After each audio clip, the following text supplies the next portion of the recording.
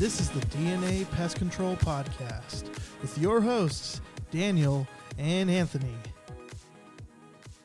What's up, guys? Here we go. This is another episode of the DNA Pest Podcast. I know I got some flack from Anthony last time, but once again, unfortunately, he's not with us today. No, he is not dead. He's just not in to do the podcast. So, guys, I wanted to talk. We're going to make this one a little bit short. It's going to be straight to the point. So stick with me. Be prepared. You might have to go back and listen to it again. But get ready, okay? Especially for all the young techs and even some of the old blood out there. 20-year-old, 30-year-old, 40-year-old vets. I know if you heard... or if you didn't hear our Free Talk Friday, go ahead, check it out. It is going to be fun. Don't get offended. We just had some fun with it. Come on. But I wanted to talk about rookie mistakes as techs, okay? When I got into the industry, I had a technician tell me, he was doing it for 11 years. He looked at me and said, hey, you got to do this at least a year. I found out really quick that you do not have to do it at least a year. You don't have to run a route to know how to run a route. And especially because I'm going to give you those tips today on what to do. Don't make those rookie mistakes. I'm going to leap you ahead of all that. You're going to make this giant jump and you're going to look like this vet technician. But you're just going to be better with it, okay? Take what you want, throw away whatever garbage I throw out there. But remember, guys, I'm going to take you guys rookies. Let's talk about some of these mistakes. You guys are probably doing it right now, but we're going to change that and get over that. So one thing is a rookie mistake, and I actually see a lot of veterans doing this too, is pushing the appointment. What do I mean by pushing the appointment? Is I'm saying you go to a house, you allow the customer or allow the client to tell you that they don't want it today or they can't do it today, or you find an excuse to get out of doing that service that same day. That is a rookie mistake, guys. You are creating more jobs on your month. And depending on how your pay goes, you're actually going to get paid less, okay? You're not going to make the same amount as before. You're not going to make as much as you were making, because if you're getting production and you are creating a callback, you just wasted that drive time out to that property, talking to that client, and then driving to the next house. You are wasting your time. Yes, you don't have to do as much that day, but what you don't realize is you are now cutting into your own personal paycheck.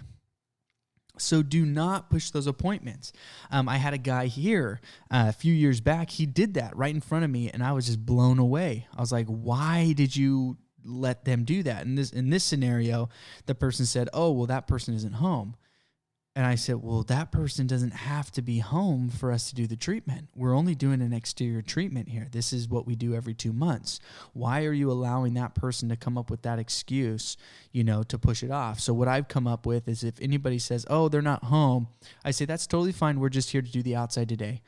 They know that we're coming. We sent them notifications, and then we typically send them a bill as well. So we'll just get the outside done today.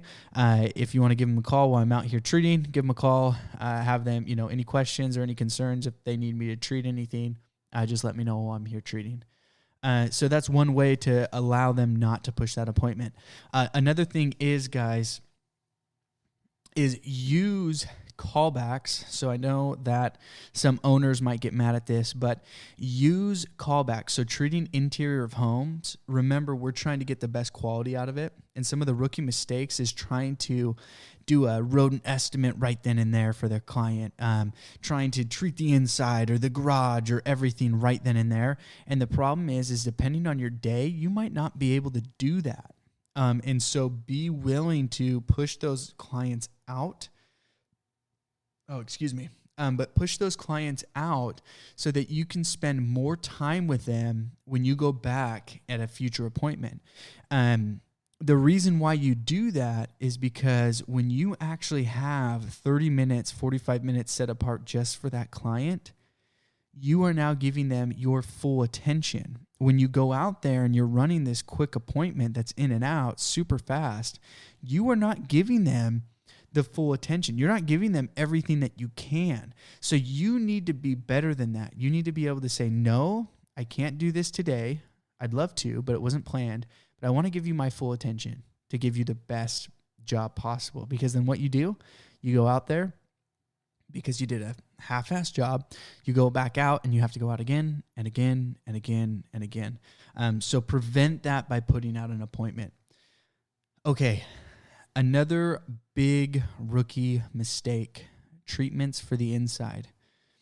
If you technicians are out there listening and you had someone say, hey, I have ants, can you come treat the inside? And you say, yeah, sure. You put whatever in your B&G and then you walk inside and you do a quick treatment around the baseboards and you leave.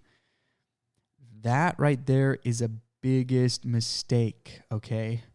You do not just go in and, the great saying is, if you haven't heard of it, is spray and pray. Do not spray and pray, guys.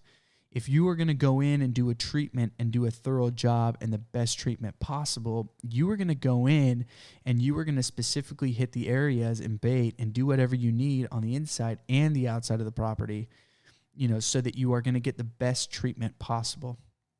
Now, depending on the bugs or depending on what they say is what you're going to treat for. Now, that is going to be coming to the next point, which is customizing your service. If you're not customizing your service to that specific insect, then you're doing it wrong. Now, you may say, come on, Daniel, this is stupid. Why are you talking about this? Because I've had it here in my own company. I've had technicians go out, and they were literally sent out there for ants, and they do a general service treatment. Why? Why would you do a general service treatment if you were getting sent out there for a specific reason?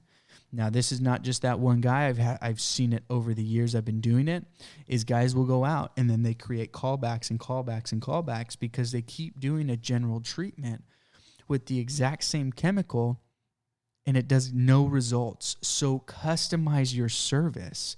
The other thing, they're getting earwigs in the house. Earwigs are nearly impossible to get rid of. If anyone knows how to get rid of those things, please, go to our Instagram, send me a private message. Let me know what you do for those. But they are so hard to take control of, especially if there's standing water on the property and they're not willing to, help control that. You have to go in, and a big one that we use is glue boards. We set up glue boards. We allow them to have glue boards. We leave glue boards with them so that when we go back, they can throw those glue boards away. They're not going to call us back up to come out and reservice again. They're just going to put out more glue boards, and it's going to get rid of the problem. It's going to help control the problem, not get rid of it, but help control it. So when you do treatments on the inside, customize that treatment and use your arsenal. If you guys don't have glue boards, technicians, talk to the guy in charge. Get those things on those trucks. They're very inexpensive, and you can even get the ones that are sheets of 3, and you can break them apart. And so you can literally have 3 glue boards on one sheet, and I think it's like $1 for that whole sheet, maybe even less. It's nothing. It doesn't cost anything. So, use those in your arson so you don't have to go back and retreat a property when you shouldn't have to. But make sure you are customizing those treatments. Now, if you say, hey, you know what? I do have people that complain about spiders all the time. I don't know what to do with those treatments. Ask one of those managers there. Get the knowledge behind it. Actually, that's a good one to ask a 20-year-old, 30-year-old guy that's been in the industry that long. He's going to have some of those old school tricks that you may not know of. Ask him, about those. I know in some of the window sills, the window tracks, they have vents there. And the reason why they do vents is if it fills up with water and for airflow. So you can actually dust in those vents and you're going to get some control over those spiders. The other thing is if you're allowed to, you can treat the eaves where the spiders are, because a lot of spiders don't come in contact with, the actual product itself. So you're going to want to make sure that you are customizing it. And depending on that insect, which, we'll eventually get to different treatments for different insects. But today, don't make that rookie mistake of just treating, spraying, and praying and getting out of there. making that customer happy by saying, yeah, oh yeah, I treated, yeah, I sprayed. Don't do that. Customize it to them. Make sure that you are getting rid of the problem. The other thing that a lot of rookies do, even vets do, is they go blind and they're running the route blind. And what I mean is they wake up in the morning, they look at their phone or whatever, and they go to the first appointment. They do that. They go to the second. They go to the third. They go to the fourth. They go to the fifth. They go to the sixth. It's very, okay, they go to bed. They wake up the next day. They do the same thing. Look over your route. You will be amazed when you actually step back and look at a bigger picture of it and see how you can get done faster, how you can be more productive with your day, where you could actually possibly sell more. If you get commissions, definitely make sure that you're trying to do that. And really look, dive into it. Here, we run off of a system and we use our phones. So whoever does the route, that's just, that's what pops up. It pops up in order on our side. The thing that you got to realize, though, that comes up a lot is sometimes those aren't optimized. So the day changes because there was a reschedule, there was a callback, whatever it may be. Looking over your day and using Google, which I talked about in one of the previous episodes, is, making sure that you are not being that rookie just running your day and then finding out at the end of the day, I'm not going to make time windows because I didn't plan this correctly. Make sure you're overseeing that. Make sure you are looking through everything. Another big one is making sure you're looking through the notes. Depending on the services you're doing, I've done it, you're just in the mode of, I'm going to do this service. I'm moving to the next. And then I realize I've done the wrong houses before, where I've gone out and I've treated a house and it wasn't even the house I was supposed to treat. It was across the street, so make sure that you are paying attention. We, young blood, we're trying to get through things super fast, get done, moving on. But we have to realize, taking that time to look through that and making sure we're looking over the route. We know where we're going. We know which houses we're going to hit. And really making sure that everything's getting taken care of.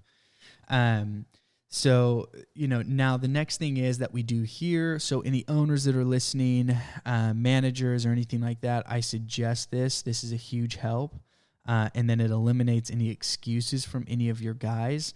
A big one is being prepared for everything. Okay. And most guys are like, duh, common sense, right? Being prepared. Of course, I'm going to be prepared.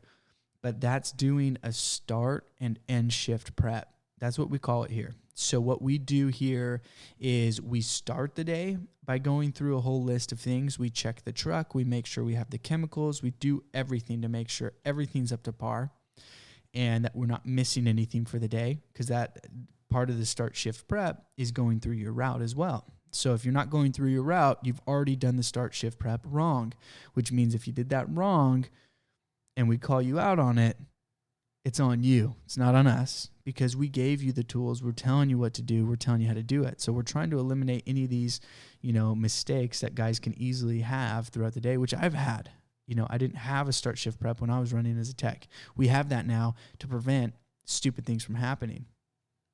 Also, we do an end shift prep. So not only are you starting your day looking over everything, you're ending your day and you're looking over the day saying, okay, what did I do? How did I do things? What chemicals are on my truck? Where's everything going? Did I put everything away? And you're making sure you're covering all those aspects of what is legal, what's not, locking everything. And so what that does is that gets you prepared for the next day, and your start shift prep even goes faster because you already know everything you have on the truck. You already checked it the day before. Everything's already locked up, so you're not worried about anything getting stolen, lost, whatever may happen. And so with that, it's just that consistency of making sure everything is in order and everything's getting done properly, but then you're prepared for the next day and what's to come. So, this is just helps you and your guys out, and as a technician, this helps you out so you know exactly how everything is, where your tank level's at, what you need to be filled up on, when you're ready for it, when you're starting your day, when you're ending your day, everything. I can't tell you how many times I've gone out to houses and I forgot to fill up my, 30-gallon tank. And so now I'm caught with my pants down because I got to spend 30 minutes at a house, depending on their water pressure, trying to fill up my tank, so that I'm good for the rest of the day. And so when you're on that and you're doing your end shift prep, your start shift prep, you know what's going on. You know how it's going to get done. You know what obstacles you're going to come up with. Also, when you're overseeing your entire day, you can be prepared. Do I have enough snap traps? Do I have enough rodent traps? Which ones am I going to have to do a callback on? And you're already prepared for this way before you even show up to the house and you look like an idiot. And so make sure that, you eliminate that little mistake that so many guys make by just not knowing what's on their truck or going out to their truck. I've done it. I go out to my truck, I look for bait stations, and I'm like, oh, I don't have any. And then I got to go back up to the person. I already sold them on it. They're super excited to get it that same day. And then it's, oh, by the way, I got to come back later. So don't make those mistakes. Make sure you do, you're doing that start shift prep. You're doing that end shift prep. It is actually pretty amazing on what you're going to see differences on. Now, speaking of rodents, we get it all the time, guys. We'll go out to, or girls, we go out to a house and we run into rodents. Okay, I've had a few awesome experiences with our company where a technician has done an excellent job. I remember one, she said that she had 3 different companies come out to her property. No one could ever find the issue, which, it happens. We overlook things. We're kind of doing whatever. But this was awesome because our guy went out there within 5-10 minutes. He finds exactly how they're getting in. He seals it up, sells it, done. Lifer. Person's still on to today. And the reason why is because, one, you got to remember, he was prepared. If he didn't have what he needed to seal that hole, would we even gotten a customer then? Have we really would have, even sold her? Or how much, how long would she have really stayed on? Luckily, she's been on ever since. But, how much more is more? You have to ask yourself. So when we go through and we're doing all these checks and we're prepared for everything, even when it comes to rodents. So this guy ended up going out there. He sold this lady. He got everything. He was prepared. He was ready to go. And so one of the big things with rodents and the mistakes, and I even made this and I had to learn and I grew from it, but is checking all the possible areas that they could be getting onto the roof or into the home, whether it's on the roof or it's, down low. Excuse me, guys. Just a minute. Okay. A big one is, at least here in California, we have raised foundations on a lot of the homes, especially the older homes.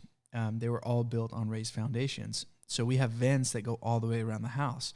Checking every single vent to make sure that they're covered is a huge thing, by the AC unit where the AC wiring is going up to the attic.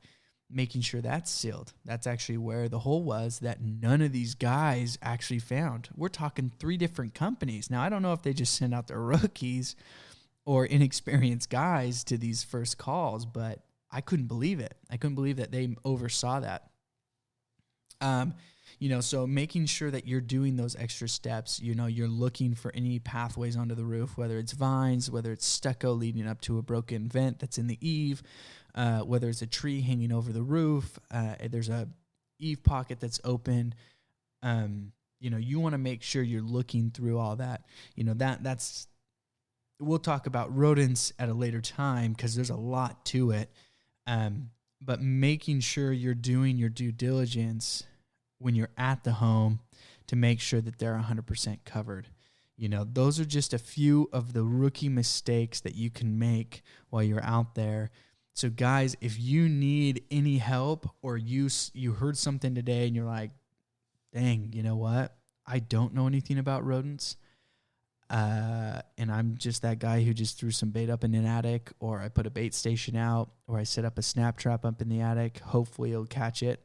Guys, there's a lot more to rodents. They're getting in somehow. You seal the hole to get in. You never have to deal with them again. You're never going to have a pissed off customer. They're never going to cancel on you because you're getting rid of their problem consistently. So make sure that if there's anything that you didn't understand, or you don't understand, or you never have learned, don't be afraid to go to someone either. I think another big rookie mistake is coming in thinking that you know everything, and then you end up honestly failing pretty hard to where you have to move to another company, or you got to get out of there because you looked like an idiot because you did something that you were trying to be confident about and it didn't work. We've all had to go through different learning experiences, trying to figure out which chemicals work, which ones don't, where to set rat traps, how to do that, because we weren't trained. And, some of us who've been in the industry a longer time have had to learn the hard way. Ask those guys, allow them to give you the tips to get ahead of the game, because if you're going to be stubborn and not ask for help, you're never going to get above anybody else. I don't care how long you've been in the industry. That does not mean you necessarily have that experience in that specific task. I just did a couple interviews, for new technicians, and, the interview, I was asking this guy, he's been in the industry for 20 years. He's been in it for 20 years. So he's got 20 years experience. And I was asking him about, some specialty pests. And I kind of was a little shocked at his treatment method and how he was treating, so I hate to say don't go to those guys, but also go to those guys because they do have good tricks, and they will help you out. But also in some cases, go and double check what was said, because you'll be shocked at kind of what actually isn't true, and that you probably shouldn't do. And that actually doesn't even work to what you can do. But those guys typically do have some really good insight, especially when it does come to rodents. I haven't found an experienced guy that couldn't tell me anything about rodents. Usually they're pretty good with them. But go to them, go to your managers, find out what's new, what's going on, try to learn more, but try to prepare, to skip those mistakes. I'm going to cover it really quick. I know I went through this fast. I did not want to get you a long podcast today. Once again, don't move your appointments. Don't push your appointments, guys. If you're there at the house, get it done. Move on to the next one. Do not allow them to push your appointment to make it a callback or to reschedule for another day. Don't do that. Treating the inside, guys, treat the inside for what they're seeing. Don't do a general treatment. Don't do your basic spray and pray, kind of thing. Don't do that. Use glue boards. Get above that. And when you're using glue boards, don't forget to explain them. Okay. The other big mistake is not customizing the service to the client's need. Don't make that mistake. The other one is not overlooking your route, just running it. And then you run into mistakes. Don't do that, guys. You got to look over your route. You got to make sure you know what you're getting yourself into that day. Remember, you can do the start shift prep, end shift prep. We do that here. I suggest doing that everywhere. If your company doesn't do it and you're a tech, do it on your own, because it's just a huge help to get you above and get through everything a lot quicker. The next one is be prepared for everything. That's part of doing that start and end shift prep. But make sure you're prepared for everything, whatever you're going to run into that day. Or possibly that week or that next week, just so you need to be out there. You need to be ready for whatever's thrown your way to make you look better. If you're not prepared, that makes you look bad. And then remember, guys, rodents are tricky. There's a lot of holes around a house. Don't just do traps. Don't just do bait. That's not how you eliminate rodents. There are a lot more to them that we will go over, but that is not something you should overlook. So don't make that mistake of just setting up a traps in the garage or the attic or wherever. You do definitely need to make sure that everything's taken care of. But guys, thanks again for listening to the DNA Pest Control Podcast. If you guys have any questions, reach out to us. But remember, don't make those rookie mistakes, okay? Especially if you're a tech, and if you're an older tech and you see a rookie, help them out. Give them some of those tips. Walk them through some of those things before they make a mistake, before they end up doing something that they can't get back from. Because a lot of guys, they do something and then they leave the industry for good. We don't want that here. We want you guys to thrive in the industry, do everything you can, do the best you can in the industry, keep an open mind. If you've been in it for a long time, learn the new things. But guys, don't make those rookie mistakes. Hey guys, this is Anthony, and here's a quick reminder. We want to hear from you, whether you're a technician, owner, or operator. We want to hear your stories, whether it's a horror story on the field, a funny story with the client, or just something straight up crazy or weird you've seen. And how can you do this, you ask? Well, our email is dnapestpodcast@gmail.com. That's DANDA pestpodcast@gmail.com. You can follow us at Twitter and direct message us there at DNA Pest Podcast. That is D, the letter N, A, Pest Podcast. Follow us on Twitter. Or you can reach out directly through our website at dnapodcast.com. That's DANDA podcast.com. We want to hear from you, so let's hear it.